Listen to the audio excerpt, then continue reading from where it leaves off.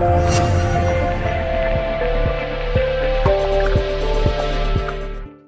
guys, this is Bharadwaj with FoneArena.com and this is the video review of the Gionee Elife E5, the latest smartphone from Gionee with a 4.8-inch HD display.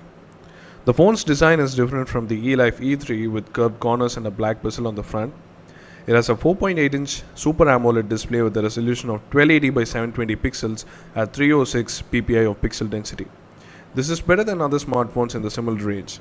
The display is bright and has great viewing angles, but since it is glossy, it is prone to fingerprints.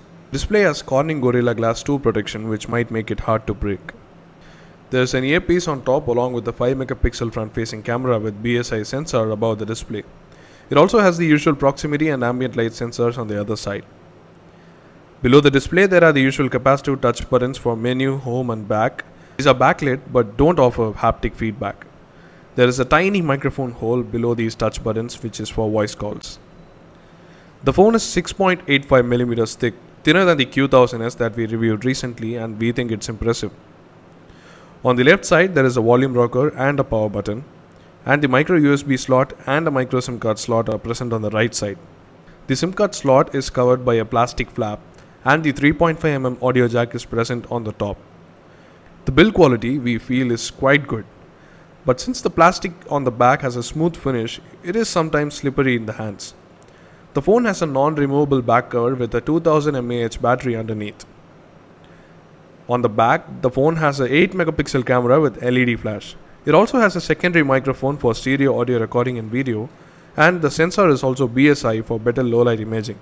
But we felt that both the daylight and the low-light images were below average. The camera UI is quite different from the UI seen on Indian OEM phones. But we noted that the UI is a bit laggy. There are a lot of options though, such as different capture modes, capture action, phone booth feature that adds a frame to the photos and continuous shot. The phone can record full HD videos at 1080p resolution and at 30 fps. The audio is good thanks to the secondary microphone, but the video quality was average and lacked details. The software-based electronic image stabilization that is supposedly to minimize blurring and device shake did not offer that much. Coming to the software part, the phone runs on Android 4.2.1 Jelly Bean. So you get a lot of features such as lock screen widgets, quick settings, but some options such as Daydream and photo filters were missing on this phone. You can add up to 9 home screens on this customized UI, and there are options to change the desktop settings including desktop FX, options to enable scroll up and down the settings and open the notification shade or home menu. It has also the theme support that changes the overall look of the UI including the menu and the lock screen without changing the shortcuts or widgets. The lock screen has widget support and you can launch the camera right from the lock screen. In addition to a lot of quick toggles, there is also a power saving toggles that we haven't seen on other devices. Out of 1GB of RAM, you get 967 MB of usable RAM and about 470 MB of RAM is free when the phone is idle. Out of 16GB of internal storage, you get about 10.56GB and 1.79GB user storage for apps. Even though some apps have been automatically installed in the SD card, which is the internal storage of 16GB, we couldn't find an option to move the apps from each of the memory. The phone doesn't have a micro SD card slot to expand the memory, so you are stuck with 16GB. The phone comes with quite a few pre-installed apps such as File Explorer, Gionee's own weather app, Compass, sound recorder and a lot of utilities. You also get Kingsoft Office for editing and viewing office files. There are a lot of other apps such as NQ Mobile Security, Yahoo Cricket and DU Battery Saver app. It also has the usual set of Google apps and some gaming apps including Little Big City, Asphalt 6, Wonder Zoo, Fishing Joy and Texas Poker.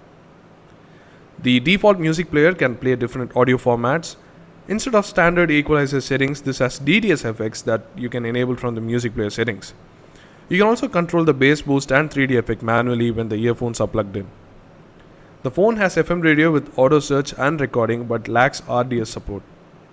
The loudspeaker is good and the bushes on the back next to the speaker helps to a certain level from the audio being suppressed when you place it on a flat surface. Audio from the loudspeaker, as we said earlier, is decent, and the bundled in-ear earphones offers good bass. The dialer and the messaging features are similar to other smartphones from local OEMs, but the colors are different. It also supports speed dialer and quick search, but since this is not a dual SIM phone, you don't have the options to switch SIM card, which is obvious. The keyboard is stock, but it doesn't come with gesture typing present in the stock Android 4.2 keyboard. The settings menu is divided into two parts, common settings and all settings. The common settings has connectivity options that are used often, and the all settings obviously has the complete list of settings. We noted that it has support for wireless display, but it doesn't come with the USB OTG support. The phone is powered by a 1.5 GHz quad-core MediaTek MT6589T turbo processor with PowerVR SGX 544 GPU. We noted that the gaming performance was good with good graphics, but there was a bit of lag in some games. But in general day-to-day usage, we found that the performance was quite snappy. The 2000 mAh battery offers great battery life. Thanks to the CPU power saving mode, you get more than a day of battery life with average use. This special CPU power saving mode limits the CPU performance and lowers the temperature of the device to save the battery. The system power saving mode tweaks the display brightness, Wi-Fi, Bluetooth and auto sync when the screen is off, so you can extend the battery life to 2 days even with a single charge. Overall, the Elife E5 is definitely a worthy upgrade to the Elife E3. It has a brilliant display, good build quality and a slimmer body. It also offers great battery life and is powered by a faster processor. The camera could be better and the phone lacks a memory card slot. At a market price of Rs 18,999, it is definitely costly compared to other smartphones in this same price range. But if you are looking for a phone with a good display, battery life and build, but can compromise on the camera and the microSD card slot, go for it. Listed here are the pros and cons of the device. Do check out our full review on our blog, the links are in the description below. We hope you enjoyed the video. If you did, do hit the like button and do let us know what you think in the comment section below. Also do hit the subscribe button for more videos like these. Thanks for watching.